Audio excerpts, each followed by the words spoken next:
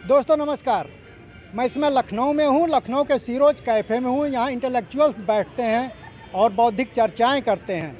लिहाजा किसी को कोई कार्यक्रम करना होता है बौद्धिक टाइप के तो इसी स्थान को चुना जाता है। इस लिहाज से हम भी आज यहाँ पहुँचे तो देखिए कि एक जमात यहाँ इकट्ठा है जो हर रविवार को यहाँ बैठती है और दुनिया देश तमाम मसलों पर बातचीत करती है।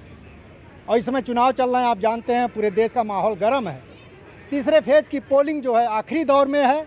पंजाब से खबरें आ रही हैं कि 50% की पोलिंग हुई है अभी तक 3 बजे तक। यूपी में भी जो कहा जाए कि अखिलेश सपा के जो मुखिया हैं उनके गढ़ के इलाके में इसमें पोलिंग चल रही है और बताया जा रहा है कि बेहतर नतीजे आ सकते हैं वहाँ, कम से कम विपक्ष के लिहाज से। 2 फेज़ की पोलिंग हो चुकी है।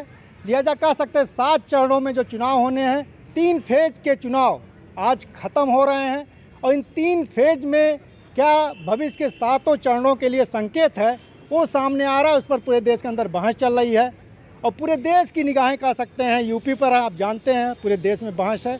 लिहाजा लखनऊ में हम हैं, लखनऊ के लोगों के बीच हैं और यहाँ से बेहतर जानकारी हमको लगता है और कहीं नहीं मिल सकती है। इस नज़रिए से आज जितने लोग हैं आप देखिएगा अपने अपने क्षेत्रों के अलग अलग, मैं परिचय देना मुश्किल हो जाएगा। महिलाएं भी, महिला नेता भी हैं, छात्र हैं, छात्र नेता हैं, पूर्व छात्र नेता हैं, छात्र संघ के पूर्व अध्यक्ष हैं और हमारे साथ रिटायर्ड जो है अधिकारी हैं और इस समय सामाजिक भूमिका में उतर आए हैं। लेखन और किताब से लेकर कितनी किताब, 3-4 किताबें छप चुकी हैं। अरे भाई ऐसा मत बोलो। सुभाष कुशवाहा जी हैं और बहुत ज़मीनी पकड़ है और अभी देवरिया से लौटे हैं तो शुरुआत इन्हीं से करते हैं। देवरिया मैं बाद में आऊँगा। सुभाष जी तीसरे फेज़ की पोलिंग चल रही है और आज अभी ख़त्म हो जाएगी। 2 फेज़ की हो चुकी है, बहुत नज़दीक से आप लोगों ने देखा है, तो क्या माना जाए, संकेत क्या मिल रहे हैं यूपी में? संकेत तो पूरी तरह से जनता इस बार सत्ता पक्ष से नाराज है और नाराजगी के कई कारण है। देखिए बेरोजगारी चरम पर है और ज़्यादातर पूर्वांचल में उद्योग धंधे हैं नहीं। जीविका का एक महत्वपूर्ण एक तरीके से कहिए कि अवसर जो है वो रोजगार है। कहीं ना कहीं से रोजगार मिल जाए, चाहे वो रोजगार खाड़ी के देशों में मिल जाए या देश के अंदर जो सूरत और ऐसे मुंबई जैसे शहर थे जहाँ पर जाकर हमारा जो मजदूर वर्ग काम करता था उससे भी रोजगार चल जाता था। और थोड़ा और पढ़ लिख के लड़के थोड़ा जो ग्रेजुएट पोस्ट ग्रेजुएट होते हैं वो फिर इलाहाबाद जैसे शहरों की ओर या दिल्ली की शहरों की ओर जाकर फिर वो परीक्षाओं की तैयारी करते हैं और सरकारी नौकरी या कॉरपोरेट नौकरियों की ओर जाते हैं। ये सारे रास्ते बंद हैं इस समय। सूरत जो कहिए या दिल्ली का जो कहिए कि एक तरीके से गांधी मार्केट, इस तरह के जो मार्केट है जहाँ मजदूर वर्ग रहता था वो सब बर्बाद हो चुके हैं। तो जाहिर है कि मजदूरों को भी काम नहीं मिल रहा है और पढ़ा लिखा जो युवक है जो प्रतियोगिता परीक्षाओं की तैयारी कर रहा था वो लाठियाँ खा रहा, मार खा रहा। कोई भर्तियाँ समुचित तरीके से और साफ सुथरी नहीं हो रही हैं। आजकल हर परीक्षा के बारे में मान लिया जाता है कि एक बार पर्चा आउट होगा फिर उस पर्चे को सुधारा जाएगा, फिर उसमें कुछ गलत क्वेश्चन आएंगे, उस क्वेश्चनों को भी के बारे में कोर्ट में लोग जाएंगे, फिर कोर्ट को निर्णय देगा, फिर इंटरव्यू होगा, इंटरव्यू में फिर धांधली होगी आरक्षण को लेकर, फिर ये मामला चलता रहता है। तो रोजगार बड़ा मुद्दा है, महंगाई भी है, इसके अलावा और जनता क्या क्या मुद्दे हैं जिनको आप चिन्हित करेंगे? देखिए जनता जो है, पूर्वांचल की जनता के सामने महंगाई और बेरोजगारी सबसे महत्वपूर्ण मुद्दा है और इस मुद्दे को जनता समझ भी रही है। यहाँ तक कि आप 5 किलो अनाज मिल रहा है और तेल भी मिल रहा है और नमक भी मिल रहा है कहने के लिए, इसके बावजूद भी जनता समझ रही है कि ये जो मिल रहा है ये उन्हीं का हिस्सा मिल रहा है या उन्हीं से कहीं दूसरे तरीके से कहिए कि वसूल करके फिर कुछ हिस्सा दे दिया जा रहा है। तो जनता इस भ्रम में नहीं है और इस बार विपक्ष के साथ है जनता पूरी तरह से। लेकिन एक बात कही जा रही कि जो सरकार ने अनाज दिया है और 2 बार दे रही है, लाभार्थी के तौर पे उनको चिन्हित कर रही है। कह रहे हैं लोग, बीजेपी के नेता जा रहे हैं, कह रहे हैं आपने नमक खाया है और नमक का जो एहसान अदा करिए आप। अब ये वो क्या कह रहे हैं वो जाने, लेकिन नमक कितना काम करेगा ये? नमक क्या मतलब, नमक तो हमारे देश का है, हमारी जनता का है, जनता ही का ही अन्न है, कोई किसी का तो है नहीं, किसी पार्टी का थोड़े है, ये तो देश का है, उस पर हमारा हक है, तो हमें खाने का हक है। मैं आऊँगा अभी आगे जो 3 फेज के चुनाव हुए हैं उस पर बात करूँगा। असगर भाई क्या अभी तक का जो तस्वीर बनी है उसमें आप क्या दिशा देख रहे हैं, किस तरफ जा रहा है चुनाव? देखिए, ये चुनाव जो है वो कोई पार्टियों को नहीं लग रहा है। मुझे ये लग रहा है कि सत्ता बनाम जनता है। ये सत्ता में एक पॉलिटिकल पार्टी भी है, उसके साथ बहुत बड़ी एक ऑर्गेनाइजेशन है, साथ ही साथ में जो देश की संस्थाएं जो पंगु हो चुकी वो साथ में है, मीडिया उसके साथ में है। तो ये इस वक्त जो ये जनता है वो पूरी तरह से बदलाव चाहती है, हर तरीके से बदलाव चाहती है। अभी बेरोज़गारी की बात हो रही है। एक साल पहले आप लोगों ने देखा होगा किस तरीके से हमारी स्वास्थ्य सेवाएं चरमरा गई थी। शायद ही कोई ऐसा घर होगा कि जहां से कोई एक किसका अजीज़, उसका रिश्तेदार, उसका दोस्त, उसकी गली में, उसके पड़ोस में कोई जो इस दुनिया से गया नहीं होगा। क्या हम लोगों ने देखा नहीं कि सत्ता ने किस तरीके से उसको अपनी गलती मानने के बजाय आप जनता पर ही दे रहे हैं, विपक्ष पार्टी के ऊपर आप दे रहे हैं। अरे आपकी क्या जिम्मेदारी थी, आपने क्या निभाया है ये? साथ ही साथ में शिक्षा को आप देख लीजिए कि किस तरीके से शिक्षा को उन्होंने बिल्कुल ही निम्न स्तर पहुंचा दिया है। आईआईटी हम कहाँ से कैसे मुकाबला करेंगे कि जब एक जैसे वीसी कह दीजिए, वो जो है एक गोबर की बातें करे और उसके बात करें हम अपने देश का जो कहते हैं बौद्धिक क्षमताएं जो हमारी हैं उसको हम कैसे आगे उसको हम तराश पाएंगे, कैसे हम चाहेंगे हम बाहर का मुकाबला कर सकेंगे। एक तो ये है कि पूरी तरीके से ये जो सत्ता है में जो लोग हैं वो नहीं चाहते कि कोई शैक्षणिक, कोई बौद्धिक यहाँ के ऊपर कोई विकास हो। वो चाह रहे हैं कि हम जो हैं 2000 साल पहले, 1400 साल पहले की जो मान्यताएं हैं जो हमारे इसको जनता समझ रही है। जितनी बातें आप कह रहे हैं जनता इसको महसूस कर रही है, स्थितियाँ खराब हुई हैं, बिल्कुल महसूस कर रही है। आप देख लीजिए हमारे प्रधानमंत्री जी जिस तरीके से पहले बोलते थे, अब उनमें खुद ही उनको लग रहा है कि हमारी जो बातें थी वो जनता में महसूस कर रही हैं। आप देख रहे हैं उनका कॉन्फिडेंस लेवल कितना कम हो गया। चलिए, ये लाल बहादुर जी हैं, छात्र संघ, इलाहाबाद विद्यालय छात्र संघ के पूर्व अध्यक्ष। कारण प्रधानमंत्री का कॉन्फिडेंस जो है कमज़ोर हो गया और उनके भाषणों में भी दिख रहा है। 3 फेज़ के चुनाव हो चुके हैं, क्या उसका कोई एक लक्षण उनके भाषणों में भी देखा जा रहा है? इस रूप में इसको स्वीकार किया जाए? हाँ, ये बिल्कुल सही कह रहे हैं असगर भाई, और इसको सब लोगों ने नोटिस किया है। मोदी जी अब जनता से कनेक्ट नहीं कर पा रहे। जो मोदी जी अपने जादुई कनेक्शन के लिए जाने जाते थे और उनके भाषणों का जो एक चमत्कारिक असर होता था वो ख़त्म हो गया है। वजह उसकी ये है कि मोदी जी जो बातें बोल रहे हैं दरअसल वो लोगों के मन की बातें नहीं हैं। लोगों के मन में जो सवाल हैं उसका वो कोई जवाब नहीं दे रहे हैं। उदाहरण के लिए अभी वो सीतापुर आए थे, 4th फेज़ में वहाँ चुनाव। सीतापुर में उन्होंने भाषण देते हुए कहा कि आप लोग जब भाजपा का राज था तो जिस तरह अपने त्यौहार मनाते थे, पर्व मनाते थे, हम चाहते हैं कि फिर भाजपा का राज आए और उसी तरह से अपने पर्व त्यौहार आप मनाते हैं। अब ये एक ऐसी बात है जिसको लोगों को समझ में नहीं आ रहा है कि भाई पर्व त्यौहार तो किसी सरकार में किसी ने रोका नहीं था। पहले भी जो सरकारें थी उसमें भी मनाते थे, इसमें भी मना रहे हैं। तो ये बात वो क्यों कह रहे हैं, इसका कोई कनेक्शन। अलबत्ता फिर उन्होंने दूसरी बात कहा, उन्होंने कहा कि भाई एक ऐसी डबल इंजन की सरकार बने जो दिन दूना रात चौगुना डबल स्पीड से काम करे और आप लोगों की ज़िंदगी में ऐसी खुशहाली आती रहे। अब फिर इसका कोई कनेक्शन नहीं है क्योंकि लोग बदहाल हैं अपने जीवन। उनके मन में जो सवाल हैं, महंगाई, बेरोज़गारी, चौतरफा तबाही, उसका कोई जवाब नहीं मिल रहा। तो मोदी जी का ये सच है, जो 3 कार्ड इनके सबसे बड़े थे, एक ध्रुवीकरण का कार्ड था वो नहीं चला है। 2 फेज़ में जहाँ मुस्लिम पॉपुलेशन सबसे ज़्यादा थी अल्पसंख्यकों की, वहाँ जब नहीं चला पाएंगे तो उत्तर प्रदेश में और कहीं नहीं चला। तो क्या इन्होंने अपना कुछ ट्रैक चेंज किया है अगले चुनावों में जो भाषण हो रहे हैं, किस रूप में देखा जाए उसको? बिल्कुल चेंज किया है। और एक्चुअली इनके सामने एक कैश 2-2 जो सिचुएशन कही जाती है वो आ गई है। ये ध्रुवीकरण के अलावा इनके पास कुछ है भी नहीं, लेकिन उन्होंने ये भी देख लिया कि ध्रुवीकरण की कोशिश करने से हिंदुओं का ध्रुवीकरण तो नहीं हो रहा है, लेकिन इनको हराना जो लोग चाहते हैं, जो किसान हराना चाहते हैं, अल्पसंख्यक हराना चाहते हैं, लोकतांत्रिक ताकतें हराना चाहती हैं, उनका ध्रुवीकरण हो जा रहा है। तो चेंज करना भी चाह रहे हैं ये ट्रैक को।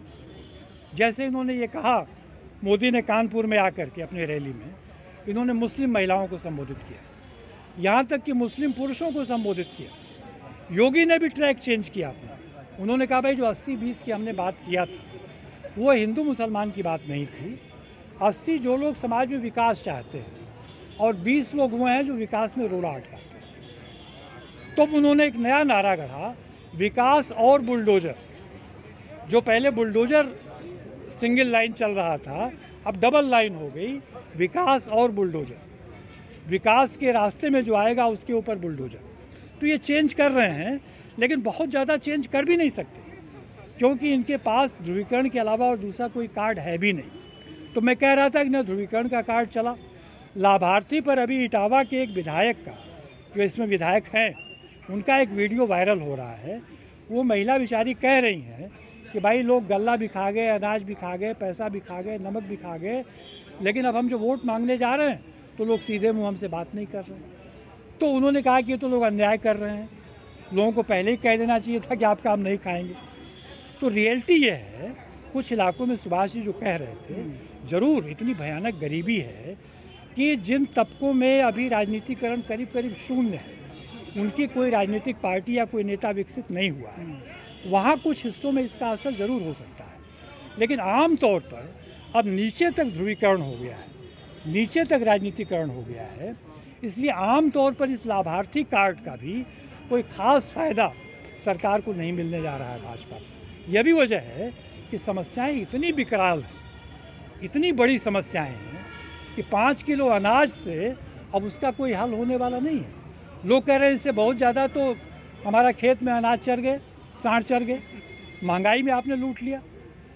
तो न लाभार्थी कार्ड चल रहा है, न ध्रुवीकरण का कार्ड चल रहा है, और जो सबसे पावरफुल वेपन इनके पास था 14 से 19 तक, वो मोदी का जो कनेक्ट था जनता के साथ, जो जादुई अपील थी मोदी की, एक्चुअली वो भी ख़त्म हो गई। आएंगे अभी लखनऊ पर भी बात करेंगे, आसपास के इलाकों पर भी। शुभ नाम बताइए अपना। मेरा नाम शादाब है। शादाब साहब, क्या करते हैं आप? जी मैं रिसर्च स्कॉलर हूँ IIT में। अच्छा, देखिए स्टूडेंट हैं, रिसर्च स्कॉलर हैं, किस रूप में आप लोग जो है फेस कर रहे हैं समस्याओं को? क्या रोजगार है, इसके अलावा और भी क्या है कुछ? देखिए जो समस्या ये है ना, जो आजकल अगर हम अपने रिसर्च की ही बात करें तो जो इंडोमेंट था रिसर्च पे वो बहुत ही कम हो गया है, स्कॉलरशिप्स ख़त्म की जा चुकी हैं। ठीक है, उत्तर प्रदेश की अगर बात करी जाए तो उत्तर प्रदेश में भी एजुकेशन का जो शिक्षा का स्तर है, अगर आप देखेंगे तो बहुत ही निम्न दर्जे का हो गया। आज मैं अभी नौगढ़ से आया हूँ, जो उत्तर प्रदेश का रिमोट इलाका है। वहाँ पे देखिए स्कूल में टीचर नदारत है, अस्पताल में डॉक्टर नहीं है, एनएम की जो है आप एब्सेंटी देख सकते हैं वहाँ पे। तो स्वास्थ्य, शिक्षा, रोजगार का भी एक जो मुद्दा है, ये बहुत बड़े स्तर पे जो है प्रभावित हुआ है। और इसी तीनों चीज़ों के अराउंड में, तीनों चारों चीज़ों के अराउंड में जो प्रदेश की जो जनता है वो सरकार का घेराव कर रही है। अगर आप देखेंगे तो जैसे कि अभी लाल बहादुर जी ने भी रखा, कुशवाहा जी ने भी रखा बात अपनी, तो इस अगर आप योगी जी के, हमारे जो मुख्यमंत्री साहब हैं, अगर उनके आप ट्वीट को देखिए पहले की और अब की अपेक्षा, तो आप पाएंगे कि बहुत ज़्यादा झुकाव आ गया है। अब वो लिबरल डेमोक्रेटिक पॉलिटिक्स की तरफ है, मतलब दिखावा कर रहे हैं वो ऐसा। शुरुआती दौर में अगर आप देखें तो 80-20 वाली बात हो गई और एंटी माइनॉरिटी ट्वीट्स उनके जो है आए दिन आते रहते थे। अभी आज के तौर पे देखेंगे जब दो चरणों के मतदान हो गए वेस्ट यूपी में, तो कुछ जो रुझान बदला है जनता का और इनको मालूम भी पड़ा है, तो उससे देखिए अब इनकी होर्डिंग्स में भी बदलाव आ रहा है। जो उसका कंटेंट है कि भाई नहीं 80-20 की बात वो नहीं थी, कुछ और थी। उनके चुनावी रणनीति में भी जो है बदलाव की बयार देखी जा सकती है। लेकिन मुझे ऐसा लगता है ना कि इस बार जो है जनता ने डिसाइड कर लिया है कि इस सरकार को उखाड़ के फेंक देना है बाकायदा। क्योंकि आप देखिए जाके वहाँ पर, ना तो अभी मैं नौगढ़ के जिस ब्लॉक की बात कर रहा हूँ, लोगों को राशन कार्ड होते हुए भी, आधार कार्ड होते हुए राशन नहीं मिल रहा है। अभी जिस विकास की हम बात करते हैं, जब हम जिस अनाज की, नमक खाने की जो बात करते हैं, वो नमक तो वहाँ लोगों तक पहुँचा ही नहीं है जहाँ पे पहुँचना चाहिए था हकीकत में। अब शहरों में लोगों को आप नमक दे रहे हो, मिडिल क्लास जनता के पास तो बहुत सारा है, लेकिन उन तक पहुँचना चाहिए जहाँ को, जिस जनता को सच में चाहिए। बिल्कुल। विश्वास जी हैं, छात्र नेता रहे हैं लखनऊ यूनिवर्सिटी के, और अभी भी जुड़े रहते हैं नौजवानों से और विचारधारा की राजनीति भी करते हैं। विश्वास जी, ये जो बातें शादाब जी कर रहे हैं, जो बातें लाल बहादुर जी और उधर हुई हैं, कितना आपको लग रहा है पुख्ता हैं? और कहा जा रहा है कि जो चीज़ें दिख रही हैं, जो लोग कह रहे हैं, सिर्फ उसके भरोसे आप बदलाव की बात नहीं कर सकते। बीजेपी अंदर अंदर मजबूत है और उसका सामाजिक आधार है, उसके अपने जो है उसका अपना नेटवर्क है, आरएसएस पूरा काम कर रहा है। इसके अलावा लाभार्थी का एक बड़ा हिस्सा है जो उसके पक्ष में जा रहा है। कारण हर स्तर पे उसने एक जो है अपना आधार बनाए हुए, उसको खारिज नहीं करना चाहिए। इस प्रश्न को आप कैसे? देखिए, ये बात बिल्कुल सही है कि अभी बीजेपी को इस तरह से हमें हल्के में नहीं लेना चाहिए कि वो बिल्कुल चुनाव हार गई और अभी केवल 2 चरण का चुनाव हुआ है। अभी पिछले दिनों मेरी कुछ लोगों से बातचीत हुई है। हम अभी ये नहीं कह सकते हैं कि बीजेपी ने कम्युनल पोलराइजेशन का रास्ता छोड़ दिया है। अभी मैं आ रहा था तो हमारी कार में एक ऐड आ रहा था कि क्या नाम, लव जिहाद पे 10 साल की सज़ा और 10 लाख रुपए जुर्माना। तो ये कहना गलत होगा कि बीजेपी कम्युनल पोलराइज, चूँकि कुल मिलाकर के पिछले 5 साल में अगर आप योगी आदित्यनाथ की सरकार की कामकाज का आकलन करेंगे तो ज़मीनी स्तर पे उन्होंने कोई काम नहीं किया है और उनके पास चुनाव जीतने के लिए अगर कोई भी रास्ता बचा है तो वो सिर्फ कम्युनल पोलराइजेशन है और वो उस पर आखिरी तक अड़े रहेंगे। और दूसरा ये बात है, ये तो सही है कि तमाम 2 फेज़ के चुनाव के देख करके हम लोगों को लग रहा है कि बहुत स्थिति बेहतर हुई है। ठीक है, हो सकता है स्थिति बेहतर रहे, पूर्वांचल में भी स्थिति बेहतर रहेगी, लेकिन ऐसा नहीं है। भाजपा ने पिछले लंबे समय से पिछड़ी जातियों में काफ़ी काम किया है और समाजवादी पार्टी को लेकर के उसने लोगों के अंदर एक ये मैसेज दिया है कि समाजवादी पार्टी मतलब यादव और मुसलमानों की पार्टी। और तो इसलिए जो पिछड़ी वर्ग की जो अन्य जातियाँ वो आज भी मानती हैं कि यहाँ समाजवादी पार्टी मतलब यादव और मुसलमानों की पार्टी। आप आजकल देखिए अखबारों में तमाम जगह जिस तरह की रिपोर्टिंग हो रही है उसमें लिखा जा रहा है यादव लैंड, जाट लैंड, मुसलमान लैंड, अरे ब्राह्मण लैंड, ठाकुर लैंड भी तो लिखिए। तो मतलब यादव लैंड और इस तरह से कह करके उनका कहने का मतलब ये है कि यादवों को टारगेट करके सारे जो वोट हैं वो अपने फेवर में ले लीजिए। तो मेरा कुल मिला के कहने का मतलब है कि अभी हम लोगों को थोड़ा इंतज़ार करना चाहिए। ये कहना बहुत जल्दी होगी कि ये चुनाव भाजपा हारने जा रही है, अभी देखना पड़ेगा। कुल मिलाकर के स्थितियां विपक्ष के पक्ष में है और भाजपा जो है डिफेंसिव मोड में आ गई है। भाजपा डिफेंसिव मोड में आ गई। आप इनसे सहमत हैं? हाँ, और लेकिन ये भी कही जा रही बात कि मतलब ऐसा भाजपा खारिज मत करिए और ऐसी भी स्थिति आ सकती है 10, 20, 50 अगर सीटें कम होती हैं तो अपने तरीके से मैनेज भी कर सकती है, उसके पास पैसा है, पावर है, दूसरी तरह की शक्तियाँ हैं। उस स्थिति के लिए भी क्या तैयार रहा जा सकता है, रहना चाहिए? बिल्कुल। वैसे एक चीज़ मैं पहले बता देता हूँ, एकदम 2014 के बाद जो मध्य वर्ग ने एक नया नायक, एक नया हीरो तैयार किया था और पिछले 4-5 साल 19 तक कम से कम चलता रहा, लेकिन कोरोना काल के बाद जिस तरह से नायका तो गिरा है और जिस तरह 2 साल से लगातार कम से कम 20 साल चुनाव में जिस तरह मजाक उड़ाया जा रहा है वो पता चल रहा है कि मध्य वर्ग का नायक गिर गया है। तो मध्य वर्ग तो यहाँ से पीछे हट रहा है और कहाँ जाएगा ये उसके सवाल हैं, लेकिन ये बता रहा है कि धीरे धीरे इनकी स्थिति बहुत कमज़ोर हो गई है, अब वो नायकत्व वाला नहीं है। तो एक बार अगर नायकत्व गिर गया है तो इसका असर कैसे होगा ये नहीं पता, लेकिन ये है कि इनके खिलाफ बहुत ज़्यादा गिरावट बहुत तगड़ी है। अगर आपसे पूछे, एक बात कही जा रही है कि भाजपा पहले क्या होता था, शहरों में भाजपा का पूरा वर्चस्व हुआ करता तो उसके पक्ष में माहौल होता था, गांव में थोड़ा कमजोरी रहती थी। अभी जो दिख रहा है भाजपा में कुछ जगहों पे, शहरों में भी उस तरह से भाजपा के पक्ष में हवा नहीं दिख रही है। पहली बार विपक्ष जो शहरों में दिख रहा है, इसको किस रूप में चिन्हित किया जाए? सर, अगर देखिए तो लगातार इधर आर्थिक स्थिति लोगों की खराब हो रही है और पिछले 2 सालों में महंगाई ने लोगों की कमर तोड़ दी है। तो अब लोग हवाई चीज़ों से उतर करके ज़मीनी चीज़ों पे देखना शुरू कर रहे हैं। लोगों की कमाइयाँ कम हो गई हैं। जो के शेप रिकवरी बताई गई है उसमें नीचे गिरने वाले लोग ज़्यादा हैं और ऊपर उठने वाले लोग बहुत थोड़े से हैं। तो अब इन ज़मीनी चीज़ों को कब तक कोई झुठला पाएगा? आदमी को पेट तो भरा हुआ चाहिए ना। और इस वजह से शहर जिनको कि भाजपा का गढ़ माना जाता था, वहाँ पर भी स्थितियाँ बदली हुई नज़र आ रही हैं। इसका यही कारण है। जो वास्तविक चीज़ें हैं वो ऊपर भारी पड़ रही हैं, हवाई चीज़ों के ऊपर, इमोशनल मुद्दों के ऊपर। आप देखिए 2 साल में महंगाई क्या है। कोरोना के पहले 2 साल पहले कोई चीज़, घर का खर्च कितने में चलता था और आज कितने में चल रहा है। लोगों के बजट में 50% से ऊपर का फ़र्क आ गया। कमाई किसकी बढ़ी? कमाई तो गिर गई। तो इसका असर नहीं आएगा, वही ये असर है। तो नेता लोग तो बहलाने का काम कर रहे हैं और लेकिन जनता नहीं जो है, लेकिन जनता उस बहलावे में आती हुई महसूस नहीं हो रही है।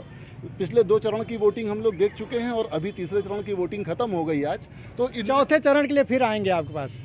आप आयशा के अध्यक्ष हैं, आयुष स्टेट प्रेसिडेंट हैं। अभी कैंपस में हैं आप यूनिवर्सिटी? ये लखनऊ पूरा देखिए केंद्र बना था छात्रों के आंदोलन का और पूरा उनका जो उनको क्रश किया था सरकार ने। क्या कोई गुस्सा आपको दिखता है चुनाव में? कोई अलग से गुस्सा दिख रहा हो नौजवानों में? बिल्कुल बहुत ज़्यादा गुस्सा है लगातार, और ख़ास करके लखनऊ तो अभी पिछले काफ़ी महीनों से केंद्र बना हुआ था। अभी तो इलेक्शन की वजह से थोड़ा यह है, जितने भी आंदोलनरत छात्र हैं, चाहे वो किसी परीक्षा की तैयारी करते हों, यूपी टेट वाले हो गए, यूपीएसआई वाले हो गए, जितने भी परीक्षार्थी हो गए वो हो गए, छात्रों का अपना गुस्सा है जो लखनऊ में लगातार आंदोलन के रूप में दिखता रहा। चाहे वो रोज़गार अधिकार यहीं लखनऊ में मार्च हुआ हो, चाहे भारी संख्या में छात्रों ने किया हो, उसके पहले चाहे इको गार्डन लखनऊ का एक तरीके से कैद खाना बना दिया गया है प्रशासन द्वारा अगर कोई भी प्रदर्शन करता है वहाँ, तो महीनों तक वहाँ लोग, छात्र और युवा वहाँ लगातार बैठे रहे। तो ये जो गुस्सा है लगातार ये दिख रहा है, और अभी कई जगह जहाँ जाने का मौका लग रहा है हम लोग को, वहाँ का भी स्थिति ये है। अभी आप किसी भी भाजपा कार्यकर्ता से बात कर लें, अभी हम लोग का जैसे कई बहसों में उनसे मुलाकात होता है, हम कहते हैं आप मात्र एक यूनिवर्सिटी जो आपके कार्यकाल के दौरान खुली, एक नई यूनिवर्सिटी का नाम गिना दें, वो नहीं गिना पाते हैं। उसके उल्टा हमें ये भी पता है कि यही योगी सरकार के कार्यकाल में 10,000 प्राथमिक विद्यालय जो हैं वो बंद करने के निर्णय लिए गए, बंद या मर्ज करने के निर्णय लिए गए हैं, क्योंकि उनके अनुसार वहाँ पे छात्रों का संख्या कम है। तो हमारा ये कहना है जहाँ पे आपको इन्वेस्टमेंट करना चाहिए था, जहाँ पे आपको और सुविधा बेहतर पहुँचानी चाहिए थी, आप वहाँ ये निर्णय ले रहे हैं कि आप स्कूल बंद कर देंगे। उसी तरीके से ये हुआ। लॉ एंड ऑर्डर का एक बहुत बड़ा सवाल है। लॉ एंड ऑर्डर का ये सवाल है कि अभी हम जैसे एक घटना आपको सोनभद्र का बताऊं, और ये पूरा वही घटना रिप्रेजेंट कर रहा है जो वास्तविक स्थिति उत्तर प्रदेश की है। वहाँ एक महिला के साथ अभद्रता होती है, मारपीट होती है, उसको बेरहमी से मारा पीटा जाता है। वो महिला जब पुलिस थाने जाती है अपनी रिपोर्ट लिखवाने, तो पुलिस वाले उसको ये कहते हैं इसमें तुम्हारी कोई गलती होगी, इसलिए मतलब तुम यहाँ से जाओ, मतलब उसको लौटा देते हैं थाने से।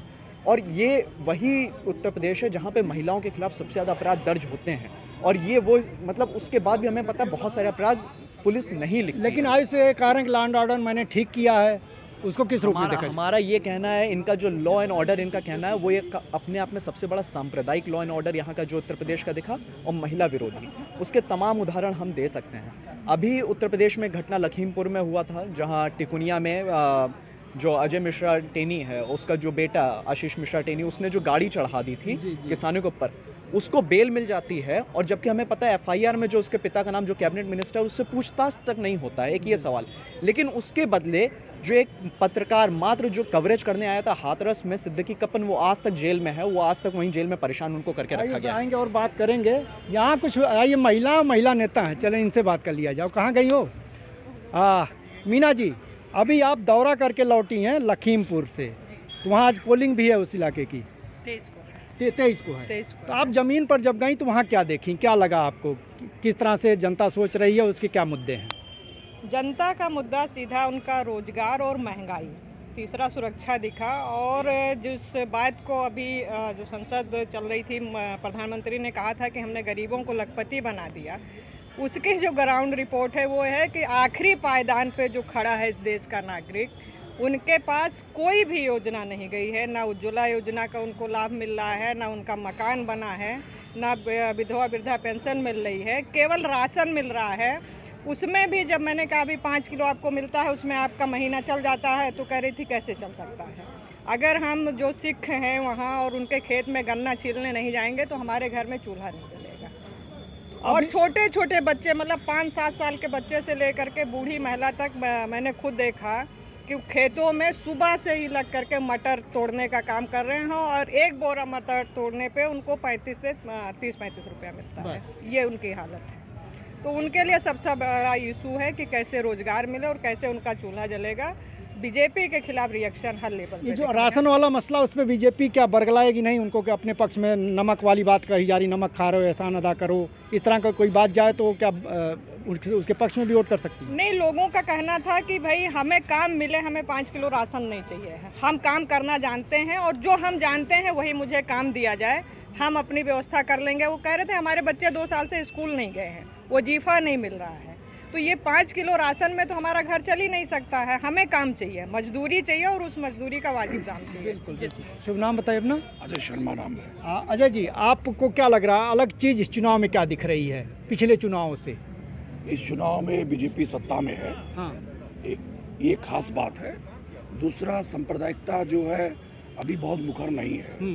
अभी जो है लोग जो समस्याओं से परेशान हैं, बेरोजगारी से, महंगाई से, खेती किसानी से, आवारा पशुओं से, ये सब मुद्दे गहरे से लोगों को प्रभावित कर रहे हैं। और बीजेपी का तो एक ही अपना रिकॉर्ड रहता है हिंदुत्व का, फर्जी राष्ट्रवाद का, सांप्रदायिकता का, ये सब बहुत मुखर नहीं है अभी। ये जो बात कह रहे हैं बहुत महत्वपूर्ण बात कह रहे हैं कि एजेंडा जो है बदला हुआ है और बीजेपी का जो एजेंडा था वो चल नहीं रहा है, तो इसको किस रूप में देखा जाए? जी, मैं इस पर बिल्कुल सहमत हूँ। ज्योति राय नाम है मेरा। हाँ। और मैं मानता हूँ कि आज की डेट में जो है सांप्रदायिकता वगैरह जो है सिर्फ और सिर्फ अपने या पूरा हिंदुत्व का जो मुद्दा है वो अपने मुख्य मुद्दों से बचने के लिए है। जब आप महंगाई को, बेरोज़गारी बढ़ गई है, एमएसएमई जो है 5 लाख से ज़्यादा बंद हो गई हैं और देश में 11 करोड़ से ज़्यादा लोग कोविड के बाद बेरोज़गार हुए, यूथ में आत्महत्याएं बढ़ गई हैं, फ्रस्ट्रेशन बढ़ गया है। इस हालात में अगर आप उनसे कहेंगे कि भैया ऐसा है कि मंदिर बनने लगा है और वो सब होने लगा है, तो भूखे भोजन न होए भूपाला, ले लो अपनी कंठी माला। क्या बात है, क्या बात। देखिए एक लाइन में इन्होंने पूरा जो है डिफाइन कर दिया है। महिलाएं, देखिए दोनों महिलाएं हैं और घरेलू महिलाएं हैं। आशा जी, हाँ जी। ये आप जो है महिला, तो देखिए मिडिल क्लास फैमिली से आप आती हैं, पहले जो आप इस्तेमाल करती थी घर का राशन, घर का खर्चा जितने में चल जाता था, उससे क्या फ़र्क आया है नए दौर में? बहुत फ़र्क आया है। आई थिंक मुझे लगता है हर चीज़ दुगनी महंगी हो गई। अच्छा, दुगना का फ़र्क हो गया है। अच्छा, हाँ। तो कहा जा रहा है कि जब मिडिल क्लास तो पैसा होता है उसको कोई फ़र्क नहीं पड़ता है और इसलिए जो है उसके बारे में बात ही नहीं की जानी चाहिए थी। मिडिल क्लास के पास पैसा कहाँ से आता है? हाँ। सैलरी ही तो मिलती है। हाँ, अगर हाँ। जॉब में है और महिलाएं जॉब अगर नहीं कर रही हैं, हाँ। घरेलू वाइफ मतलब हाउस वाइफ हैं, सिर्फ घर संभाल रही हैं, तो जो पति को जो तनख्वाह मिलती है उसी में चलाना है। हाँ। तनख्वाह तो दुगनी बढ़ी नहीं है। हाँ, हाँ। तो फिर कहाँ से वो करेंगे? जी, दुगने का असर तो है और उसका फ़र्क तो पड़ता है गृहस्थी चलाने में। और उसको फिर कई तरह से मैनेज करना पड़ता है, कटौती करनी पड़ती है। करना पड़ता है, बहुत तरीके से करना पड़ता है कि जो है आप कैसे कतर ब्योंत करके आप महीने का अपना सब कुछ चलाएंगे। तरीके से लेडीज एडजस्ट तो आप कैसे कटौती करती हैं ये बताइए तो बस। हैं? खर्चा कैसे जो मैनेज करती हैं? मैनेज क्या है कि करना पड़ता है कहीं ना कहीं से इंसान को। हाँ, हाँ। वही चीज़ें हैं कि चीज़ें तो वाकई बहुत महंगी हुई, मतलब महसूस कर रही हैं और वो पूरा दिखता है। इसको है, ये हर लेडीज के और ये गुस्से के तौर पर भी आ सकता है चुनाव में, कहा जाए। बिल्कुल आएगा, गुस्से के तौर पे ही आएगा। बिल्कुल आएगा, मतलब वोटिंग मशीन पे गुस्से के तौर पे दिखेगा। हाँ, हो सकता है कि उसका असर तो पड़ेगा भाई। सब जो है घर में ऐसा माहौल हो गया है। हाँ, हाँ। तो उसका असर तो पड़ेगा वोटिंग और में। महिला अगर घर की नाराज हो जाए तो परिवार भी नाराज हो जाता है। सही है, सही है। ये बात तो बिल्कुल सही है। आइए हम दो मुद्दों पे बात कर लें, बहुत महत्व। सुनिए, एक दीपक कबीर है। हाँ, दीपक कबीर। यहाँ के बहुत अरे सबसे चर्चित व्यक्ति, लखनऊ का नाम आता है तो बगैर दीपक कबीर के पूरा नहीं होता है। तो चलिए, तो देखिए सीए आंदोलन में सबसे बड़ा चेहरा जो लखनऊ का बना, दीपक कबीर हमारे साथ हैं। ये जो किए थे यहाँ और जिस तरह का दमन हुआ था आप लोगों ने झेला है, नया फैसला आया अभी कोर्ट का जिसमें कि बात कही गई कि जो जुर्माने लगाए गए तो लौटाए सरकार। ये किस रूप में मैसेज गया है इसका? देखिए, अगर सुप्रीम कोर्ट जिसकी बारे में ये बहुत कहते हैं, सुप्रीम कोर्ट और हाई कोर्ट लगातार सरकार को बता रहे हैं कि आप गलत कर रहे हो, ये सब वापस करो, और कह रहे हैं जिद करके नहीं करोगे तो हम करेंगे, तो इसका मतलब साफ है कि सरकार गलत है। सरकार गलत है तो मतलब सरकार लगातार इतनी गलतियां नहीं कर सकती, उसके पास इतनी ब्यूरोक्रेसी है, स्टैंडिंग काउंसिल हैं, सलाहकार होते हैं, तो इसका मतलब सरकार की नीयत गलत है। सरकार की नीयत गलत है। दूसरी तरफ इतना ज़्यादा दमन है, 65 लाख की रिकवरी है, जेलें हैं, मुकदमे, इसका मतलब है सरकार की नीयत भी नहीं गलत है। सरकार अपने नागरिकों से बदला ले रही है और एक बदला लेने वाली सरकार न्याय देने वाली होनी चाहिए। सरकार का काम बदला लेना नहीं है, तो एक रिवेंजफुल सरकार की नीयत साफ हो गई है इससे, पहली बात। और दूसरी बात है कि जीत तो तब होगी जब ये सारे डिवाइड करने वाले कानून ख़त्म होंगे, क्योंकि किसी देश को कानून की नहीं, डिटेंशन सेंटर की नहीं ज़रूरत है, देश को अस्पतालों में बेड की ज़रूरत है। तो दीपक जी, अभी जितना चला है, 3 फेज का चुनाव हो गया है, सुप्रीम कोर्ट एक डिसीजन इसी बीच आता है जो इनके खिलाफ जाता है और पूरी इनको डांट पिलाई जाती है, कानून पलटने तक की बात है। जी जी। तो अब कितना असर डालेगा जनता पर? जनता पर असर, ये जनता के अंदर एक विश्वास पैदा हो रहा है। देखिए, भारतीय जनता पार्टी ने और योगी सरकार ने भय की राजनीति करी थी। पहले भी सरकारें गलत करती थी, उसके खिलाफ आंदोलन होते थे, लेकिन इन्होंने उसे कुचल दिया, डरा दिया। ये जो हमारे नाम के होर्डिंग लगाए गए जगह 150 से ज़्यादा होर्डिंग, उसे इसलिए नहीं था कि कुछ करना है, इनका काम था कि एक आदमी बोला है तो हम उसे कुचलना है तो सबको बदल दो। ये जो भय की राजनीति होती है इसने आंदोलनों को कुचल दिया। लोगों को बोलने के, किसान नहीं बोल पा रहे हैं, उनका खेत खाए जा रहे हैं, जानवर बोल नहीं सकते, कर्मचारी नहीं बोल पा रहे, कोविड में तबाह हो गए, बोल नहीं पा रहे हैं। अभी वोटिंग मशीन में बोलेंगे सब वोट, अरे ये बैठे हैं हमारे साथ कर्मचारी नेता सब अभी यहाँ बैठे हैं, यहीं पर हैं। और ये देख रहे हैं आप, ओल्ड पेंशन स्कीम, जितने सरकारी कर्मचारी थे उनको पुरानी पेंशन चाहिए और उनको एकमात्र उम्मीद है कि शायद सरकार बदल जाएगी तो मिल जाएगी। कर्मचारी बोल रहे हैं, किसान बोल रहे हैं, मजदूर बोल रहे हैं, छात्र बोल रहे हैं जो लाठियां खाए हैं, महिलाएं बोल रही हैं जिन्होंने कुलदीप सेंगर को भी देखा है और हाथरस कांड भी देखा है, माइनॉरिटीज़ अलग बोल रहे हैं जिन्होंने इतना दमन देखा है। तो कुल मिला के ये सरकार पूरी तरीके से साफ हो रही है, जा रही है, और ये जनता भगा रही है। अच्छा, हाँ, पार्टियों का तो उसे सपोर्ट मिल गया है, भगा जनता रही है। और ये मिसाल होगा, सिर्फ उत्तर प्रदेश के मार्फत पूरा देश बदलेगा, क्योंकि आप असली समस्या, महंगाई का सवाल, पेट्रोल का सवाल, रसोई गैस का सवाल, अस्पताल का सवाल, पढ़ाई का सवाल, जो बुनियादी सवाल है वो तो कहीं गायब हो गए थे। गायब हो गए। आइए आखिरी राउंड में 2-2 मिनट का समय लेंगे। ये लखनऊ और ख़ास करके चौथे फेज में जब चुनाव हो रहा है तो इसमें एक बात विशेष तौर पे चिन्हित की जा रही है। ADR की रिपोर्ट आई है कि इसमें जो अपराधी जो छवि के लोग हैं उनके प्रत्याशियों की संख्या सबसे ज़्यादा है, और उसमें कहा गया 59 सीट में 29 सीट जो है रेड अलर्ट सीट के तौर पर चिन्हित की गई हैं, जहां 2 से ज़्यादा प्रत्याशी अपराधी छवि के हैं। इसको किस रूप में देखा जाए? ये लखनऊ के आसपास का इलाका होने का वो है, या किस रूप में देखा जाए? अभी आप देखते हैं सिंगापुर के प्रधानमंत्री ने अपने यहाँ कोट किया इस बात को कि संसद में, भारतीय संसद में इनकी संख्या बढ़ रही है, और वही कमोबेश स्थितियाँ यहाँ लखनऊ और उसके आसपास के इलाकों में, किस रूप में इसको चिन्हित? बिल्कुल सही है। भारत में अपराधियों का और मसल्स पावर और मनी पावर दोनों ने संसद और विधानसभाओं में कब्जा कर लिया है, और ये लोकतंत्र की पूरी संरचना को बर्बाद कर रहे हैं। और ये बात सही है कि राजनीति में अपराधी जिस रूप में शामिल हो रहे हैं वो अवैध तरीके से धन से जनता को प्रभावित कर रहे हैं, भय दिखाकर प्रभावित कर रहे हैं, और ये लोकतंत्र की मर्यादा नहीं है। क्या इस पर जनता ज़्यादा सोच नहीं रही है और वोट कर रही है फिर भी, इसलिए बढ़ता जा रहा मामला? इन चीज़ों में जनता कई बार अपने को विकल्पहीन महसूस करती है, क्योंकि सभी पार्टियों की तरफ से अपराधियों को टिकट दिए जाते रहे हैं। लेकिन ये बात ज़रूर है कि हर चुनाव में दिखता है कि पिछली बार से ज़्यादा अपराधियों को टिकट दे दिए गए।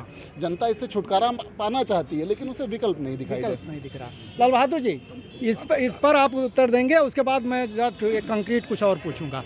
ये किस रूप में इसको चिन्हित किया जाए, इसका हल क्या है, विकल्प क्या है? इसमें तो देखिए, भारतीय जनता पार्टी जिसकी सरकार चली है डबल इंजन की, एक्चुअली इसने अपराध का जिस तरह से सांप्रदायिकरण किया है, सेलेक्टिव ढंग से एक खास कम्युनिटी के लोगों को, पूरी कम्युनिटी को ही अपराधी आतंकवादी करार देने, और उनके बीच के जो कुछ बाहुबली थे उनके खिलाफ एक्शंस किए हैं, उससे एक्चुअली आम तौर पर समाज में जो सत्ता संरक्षण में और सत्ता के नज़दीक जो अपराधी हैं वो निर्द्वंद होकर के ऑपरेट कर रहे हैं, काम कर रहे हैं, तो जाहिर तौर पर उनका आतंक दमन बढ़ा है और प्रत्याशियों में भी उनकी संख्या होगी। सबसे ज़्यादा अपराधी प्रत्याशी भारतीय जनता पार्टी से ही खड़े हुए। बहरहाल वो शायद इस चुनाव में निर्णायक फैक्टर नहीं है। चुनाव में इस समय बदलाव के लिए लोग वोट करने जा रहे हैं, बदलाव के लिए कर रहे हैं, और इसी में हम 60 में एक लाइन का उत्तर चाहेंगे। 2 फेज का चुनाव हो गया, तीसरा फेज आज चल रहा है, तो मैं सिर्फ 2 फेज में, क्योंकि उसका पूरा मूल्यांकन भी हो चुका अपने अपने तरीके से, उसमें कितनी सीटें आप देंगे विपक्ष को, और अगर संभव तो बीजेपी को भी कितना दे रहे हैं, और फाइनली क्या एक तस्वीर बन रही है इन तीनों फेज को देखते हुए पूरे 7 फेज का मतलब आखिरी चुनाव तक, वो एक संख्या अगर बता सकें कितना देंगे 2 फेज के चुनाव में सपा को?